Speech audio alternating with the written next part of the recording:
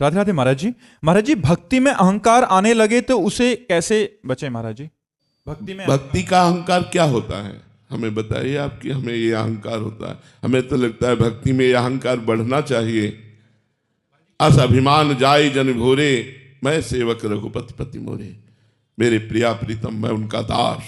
इस ठसक में भर जाना चाहिए, इस अहम में, इस गर्व में भर जाना चाहिए। गोस्वामी तुलसीदास जी कहते हैं, सियाराम मेरे स्वामी, मैं उनका दास। ऐसा अभिमान भूल करके भी ना जाए। तो अगर ये अभिमान आता है कि लोग दूसरे नीच हैं तो गलत है, क्योंकि भक्ति दूसरे में भगवान को देखती है और अपने को सबसे नीचा। तृणादपि सुनीचेन तरोरु सहिष्णुना अमानिना मान देन कीर्तनिया सदा हरि। अपने को तृण से भी नीच देखना ये भक्त का स्वभाव होता है।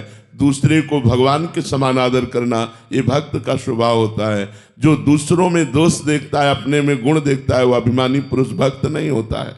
अगर ऐसा अभिमान है तो गुरुदेव के चरणों का आश्रय लेकर के नाम जप, नाम कीर्तन, शास्त्र स्वाध्याय, सत्संग, इनके द्वारा हम अपने अभिमान का दमन करें। नमन भक्ति के द्वारा दमन करें। जहां हमारी दृष्टि जाए, जड़ चेतन जग जीव जत सकल राम मैं जानी, बंदो सबके पद कमल सदा जोरी जुग पान। इन सबको हम भगवत भाव से नमस्कार करें, शास्त्र स्वाध्याय करें, सत्संग करें, नाम कीर्तन करें, नाम जप करें, तो हमारा मलिन देहाभिमान नष्ट हो जाएगा। महाराज जी, भक्ति में भी भूमिकाएं होती हैं भक्त की, प्रारंभिक भक्त, फिर उच्चतम भक्त। ये नवधा भक्ति भूमिका ही तो है। श्रवणम कीर्तनम स्मरणम विष्णुर्पाद सेवनम अर्चनम वंदनम दास्यम सख्य आत्मनिवेदनम। आत्मसमर्पण हो गया, फिर बकाया क्या रह गया? संपूर्ण बात बन गई जब भगवद आत्मसमर्पण हो गया।